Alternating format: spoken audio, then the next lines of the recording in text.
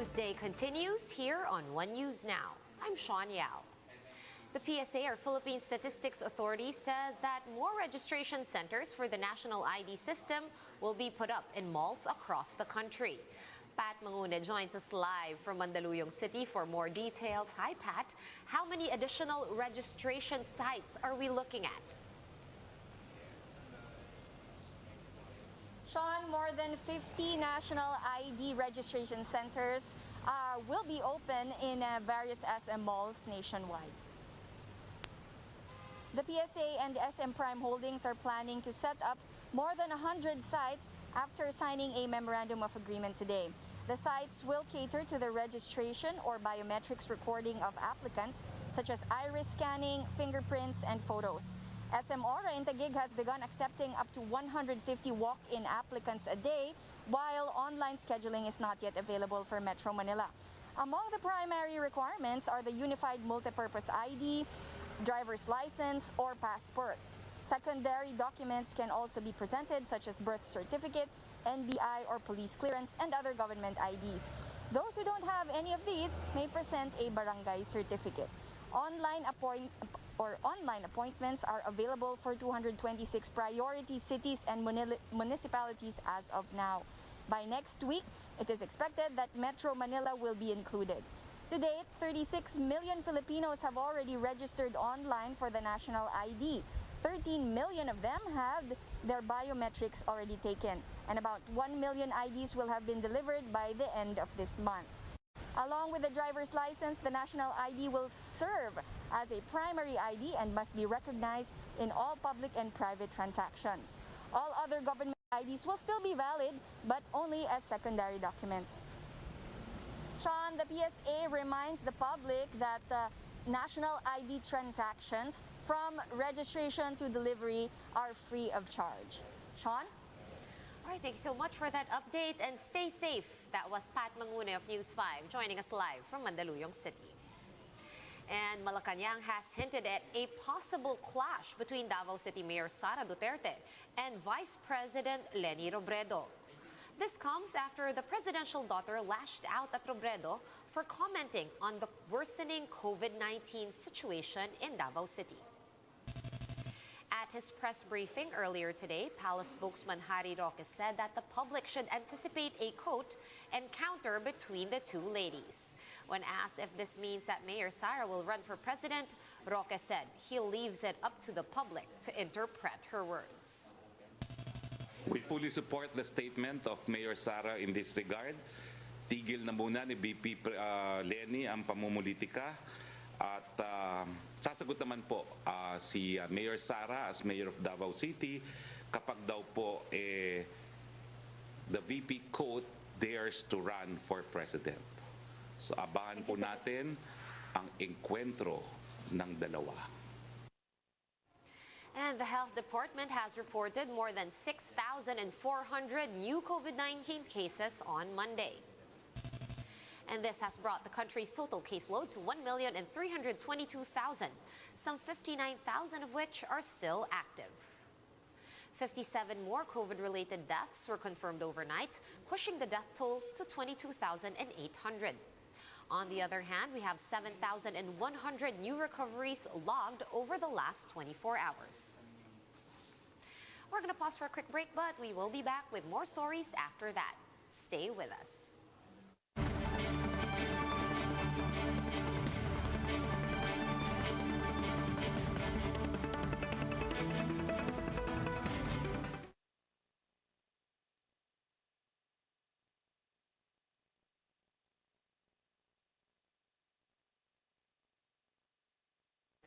Na daw tayo.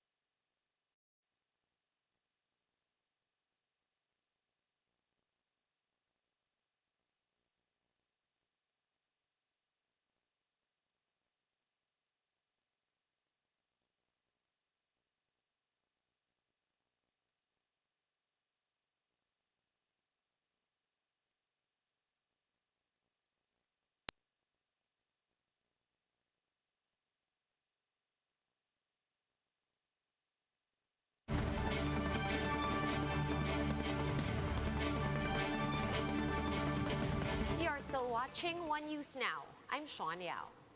FIVOLCS continues to observe activity at the main crater of the Taal volcano. Let's take a look at the situation on the ground with Romel Lopez, who joins us live from Batangas. Hi, Romel. How are residents there holding up? Sean, sulfur dioxide emission has been observed from the main crater of the Taal volcano. This has caused damage to crops and minor health issues among residents of Agoncillo, Batangas. Taal's continuous unrest affects value crops like chili, papaya, eggplant, and cassava. Residents lament this as they continue to reel from the massive eruption last year. One farmer told News 5 that he smelled a strong chemical odor from Taal on June 10. This was also felt by other residents, particularly in Barangay Subikilaya, Banyaga, and Bilinbinwang. They have some trouble in breathing and experience eye irritation and sore throat. This resulted in fear among the residents that the volcano will erupt again. FIVOLCS OIC Director Dr. Renato Solidum said that Taal emitted high levels of sulfur dioxide. Solidum explained that it has directly causes burning on the leaves of the crops. On June 10 alone, the volcano recorded nearly 10,000 tons of sulfur dioxide emission. Today, it has emitted 4,000 tons, still higher than the daily average of 2,000 tons. But the FIVOLCS says that such activity is usual for a volcano under a level 2 alert level such as Taal. But the agency warned the LGUs to make sure that their residents are ready should the situation worsen.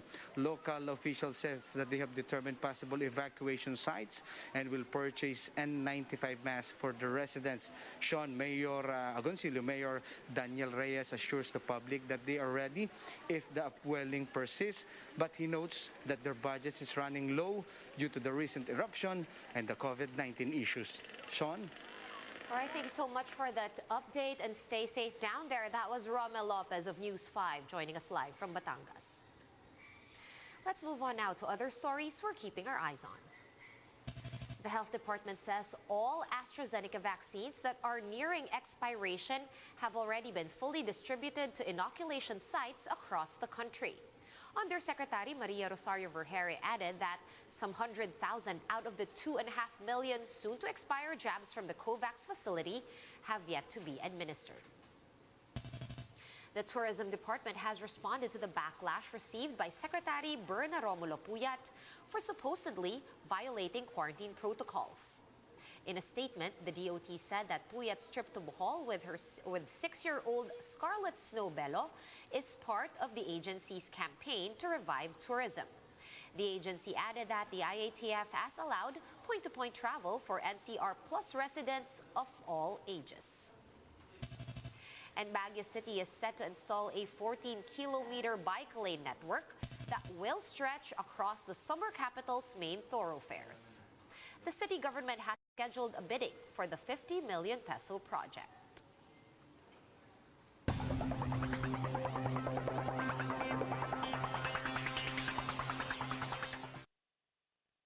And the Samahang Basketball ng Pilipinas, or SBP, says that stringent health protocols will be imposed as the country hosts the FIBA Asia Cup qualifiers in Clark, Pampanga.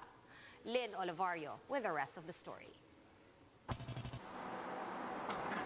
The delegates from South Korea were first to arrive on Sunday afternoon at the Quest Hotel in Clark, Pampanga for the FIBA Asia Cup qualifiers beginning on Wednesday. Shortly after, the Young Gilas Pilipinas squad, whom they will face in the final window, also arrived. Of course, it's hard to miss the presence of towering center Kai Soto. Now it's all systems go for the Basis Conversion and Development Authority, or BCDA, the Clark Development Corporation, or CDC, and the Samahang Basketball ng Pilipinas, or SBP, for the hosting of what is about to be the first international sporting event in the country since the pandemic. Napaka-symbolic po nito dahil sa dami-dami ng hirap na dinanas natin ngayong nakaraang taon sa COVID. Just to see our Team Gilas, perform here, right here at home against the top players, the top teams in Asia, is really such a welcome sight and gives us so much hope that we are really towards the tail end of this very, very difficult time. More stringent protocols than that of the PBA bubbles are in place for the 7 participating teams, including Philippines, South Korea, Chinese Taipei, Thailand, Indonesia, Japan, and China. All teams, including Gilas, are required to undergo RT-PCR testing upon arrival at the hotel, and another one midway in the tournament on June 17. Testing is done very much regularly, and just to make sure that the athletes are safe. And then meron pa ho at the end of the tournament, should they require, we can arrange for another test. So that's a total of at least 1, 2, 3, 4, 5 tests from the time 12 days before their departure for the Philippines. Moreover, unlike in the PBA bubble where 2 players shared a room, each player will now have his own room, making isolation easier in the event that someone tests positive for COVID-19. While a biosecurity group tasked to attend to COVID-positive cases will also be around. There will also be tighter security around the Angeles University Foundation gym, where the closed-door games will be held. Basically, the reason is it is his program. So being it his program, he wants to make sure that all the adjustments will be done in accordance to his preferences. And he understands international play better than any one of us, or better than anyone of his coaching staff. As to whether Kai Soto will be able to suit up in the FIBA Asia Cup qualifiers, SBP has yet to give a definite answer, explaining that the 19-year-old's match fitness has yet to be evaluated, considering he arrived in the country just 2 weeks ago and had to follow the mandatory quarantine instead of training at once. We want to make sure that we are not compromising his health. He has not done a lot of basketball in the last few days, and we want to immerse him slowly. But right now, we're just happy that he's out. He is with the team, and you're really going to have a hard time hiding a 7'4" guy. But that is exactly why we're so excited about our Gilas Pilipinas team. The final lineup for the first game of Gilas against South Korea will be named 24 hours before game day on Wednesday. Gilas Pilipinas will then face Indonesia on Friday and South Korea once again on Sunday.